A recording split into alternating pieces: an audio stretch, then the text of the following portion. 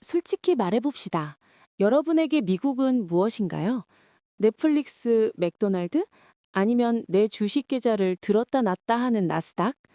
우린 보통 미국을 화려한 주인공으로만 상상하죠. 하지만 말이에요. 이 3억 명의 화려한 합창이 시작되기 전 이곳이 16,000년 동안 거대한 침묵의 땅이었다는 사실 여러분은 알고 계셨나요? 오늘 제가 하는 이야기는 좀 불편할 수도 있어요.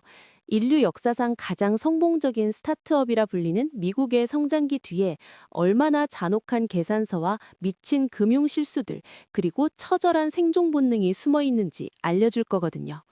제 이름은 썰록이에요. 저는 돈의 심리학과 국가라는 거대한 시스템이 저지르는 미친 실수들에 대해서 진짜 미친 듯이 고민하거든요. 만약 여러분들도 미국은 왜 저렇게 강할까? 혹은 다양성이라면서 왜 저렇게 싸울까? 라는 고민하신다면 시청하시면서 구독 버튼 눌러주세요. 그리고 이 영상 다 보고 나서 머리를 한 대 맞은 것 같다면 좋아요도 꼭 눌러주심 감사하겠습니다. 1. 상식 파괴. 발견이 아니라 오해였다. 자, 보세요. 우리 대부분은 이렇게 착각하고 살아요. 1492년 콜럼버스가 신대륙을 발견하면서 미국의 역사가 시작되었다. 미안하지만 그거 완전 헛소리거든요. 제가 진짜 답답해하는 게 뭔지 알아요? 사람들이 역사를 주인공 시점에서만 본다는 거죠. 사실 콜럼버스는 죽을 때까지 자기가 인도에 온 줄 알았어요. 그래서 원주민을 인디언이라 부르는 인류사 최악의 네이밍 실수를 저질렀죠. 사람들이 진짜 모르는 게 뭐냐면요. 유럽인들이 오기 전에도 이곳엔 이미 2,000개 이상의 언어를 쓰는 200만 명의 원주민이 거대한 문명을 이루고 있었다는 거예요. 발견이 아니라 이미 번창하던 시장에 무단 침입한 거나 다름없고요. 2. 경제학적 분석. 루이지애나와 알라스카 줍줍의 기회비용. 여기서부터 진짜 재미있어집니다.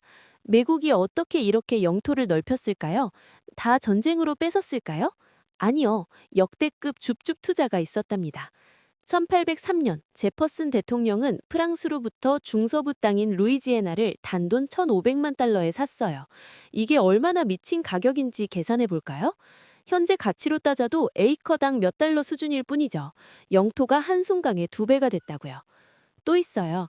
1867년엔 러시아로부터 알라스카를 샀는데 당시 사람들은 바보 같은 얼음박스를 왜 사냐고 욕했죠. 하지만 결과는요? 금과 석유가 터져나오며 인류 역사상 최고의 수익률을 기록한 투자가 됐죠. 3. 비극의 이면, 60만 명의 사망자라는 계산서. 하지만 모든 투자가 달콤했던 건 아닙니다. 1861년 미국은 남북전쟁이라는 가장 비싼 대가를 치러야 했어요.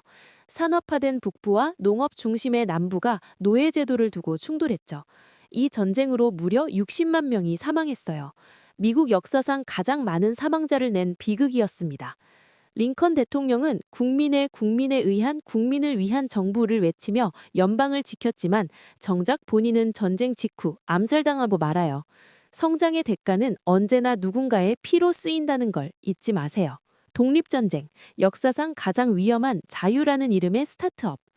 자, 보세요. 우리 대부분은 미국 독립전쟁을 단순히 자유를 위해 싸웠다라고만 알고 있지요. 하지만 그 이면에는 참을 수 없는 세금이라는 아주 현실적인 경제 문제가 있었어요. 사실 말입니다. 당시 영국은 전쟁 비용을 메꾸기 위해 식민지 미국에 말도 안 되는 세금을 때리기 시작했어요. 1773년 보스턴에서 벌어진 보스턴 차 사건 기억나시나요? 그건 단순한 난동이 아니라 대표 없는 곳에 세금 없다는 분노의 표출이었어요. 지갑이 털리는 걸 참다 못해 영국이라는 거대 기업에 사표를 던진 거나 다름없었죠. 당신은 지금 영국, 즉 부당한 현실에 세금만 내고 있나요? 아니면 워싱턴처럼 위험을 무릅쓰고 당신만의 자유에 투자할 배짱이 있나요? 대공황에 대한 이야기를 해볼게요. 돈의 그릇이 통째로 깨져버린 잔혹한 현실이죠. 독립전쟁이 미국이라는 그릇을 만든 사건이라면 대공황은 그 그릇이 얼마나 허무하게 깨질 수 있는지 보여준 사건입니다. 1920년대 미국은 어땠을까요? 광란의 20년이라고 불릴 정도로 세상은 황금빛이었어요. 사람들이 너도 나도 빚을 내서 주식을 사고 파티를 즐겼죠.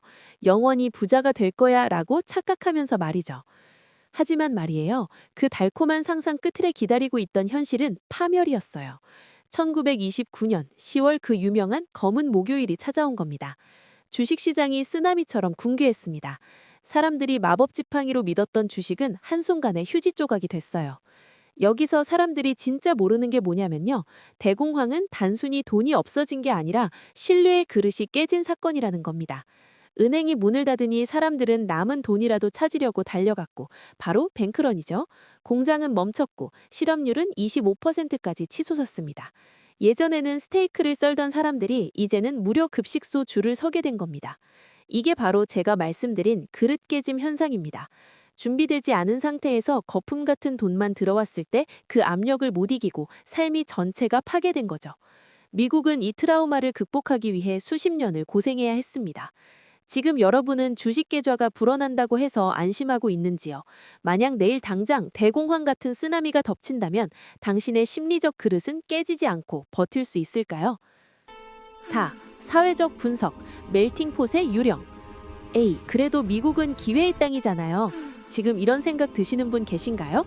좋습니다. 그럼 황금의 문 뒤를 좀 더 자세히 보자고요. 앨리스 아일랜드를 통해 들어온 수백만 명의 이민자들, 자유의 여신상을 보며 희망을 품었지만 중국인 이민자들은 배척법 때문에 차별당했고 흑인들은 노예 해방 후에도 1960년대까지 학교와 식당에서 분리되어 살아야 했어요. 이게 바로 미국이라는 그릇의 한계입니다.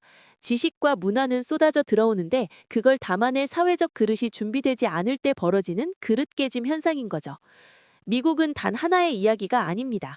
보스턴의 역사부터 뉴올리언즈의 재즈, 시애틀의 기술까지 이 모든 모순과 다양성이 섞여서 지금의 거대한 흐름을 만든 거죠. 내 인생이라는 국가도 마찬가지입니다.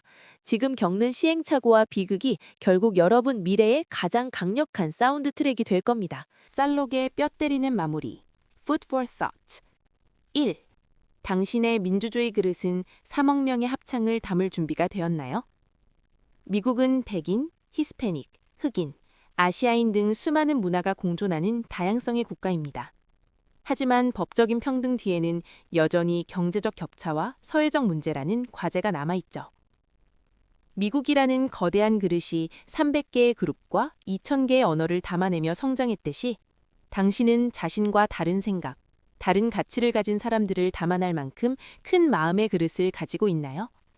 그릇이 작으면 결국 갈등이라는 압력을 못 이기고 깨지게 마련입니다. 2.